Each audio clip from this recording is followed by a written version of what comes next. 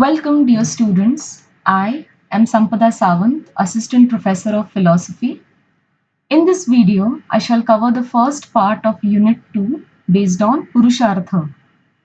The aim to learn this topic is to understand the importance of goals in human life. These are not simply material goals as such, but goals that build a human personality.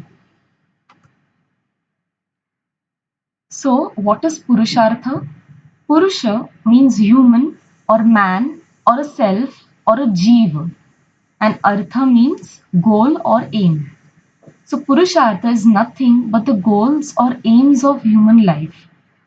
According to Indian philosophy, a good life, a moral life, a life of righteousness means fulfilling these goals. These are not simply material goals, but goals that make up the human personality.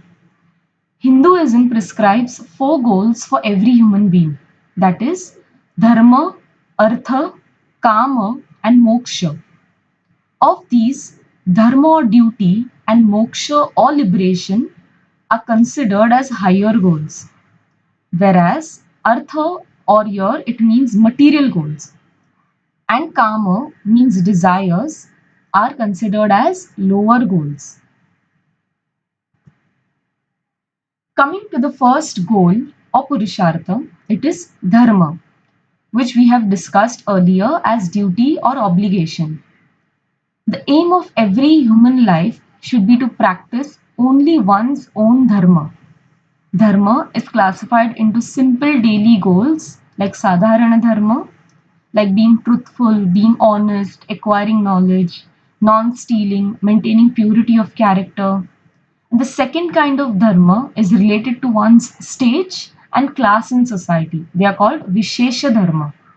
Stage means ashrama and class means varna, as we have seen earlier. So there are four social classes, that is of Brahman, Vaishya, Kshatriya and Shudra.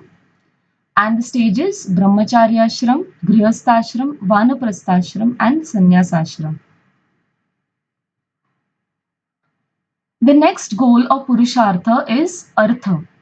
It means wealth and also means acquiring that wealth. It includes not just money, but all your necessities for life, like property, your material needs, your biological needs. There is a difference between biological and sexual needs. Biological needs are those that are required to live a happy, healthy life. No human being is expected to fulfill these needs in a wrongful manner. So Artha has to be fulfilled as a dharma, that means as a righteous act and not in adharma manner. The next is kama or desires. These are all our natural bodily desires and emotional needs. Kama as a goal of Purushartha means fulfillment of those bodily needs, but in accordance with dharma only, that is in rightful manner.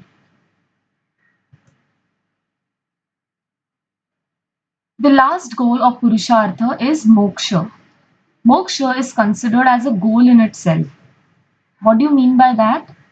It means that other goals like dharma, artha, and kama are required to fulfill the goal of moksha. But moksha is not required for some other further goal. So, moksha is the goal in itself. It is also understood as liberation or freedom from the cycle of life and death, merit and demerit, that is pap and punya, and vice and virtue, that is goodness and badness. This moksha is of two types. Videha mukti, that is after death, the physical body dies and the soul attains freedom from the physical body and pains of physical body. And the next is Jivan mukti or moksha or liberation of freedom while living in this physical body itself. According to Jivan mukti, a soul can achieve freedom from everything while still being inside a living physical body. One does not have to die to become free. So, how can that be achieved? It can be achieved through proper and purified conduct, that is, living a moral life. All these four Purusharthas are not of value without the other, they are dependent on each other. A human being has to fulfill all these goals in order to have a good life.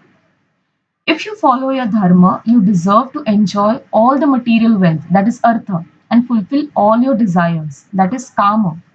And once you have fulfilled all your desires, you naturally turn away from the material life towards a life of liberation or mukti from all.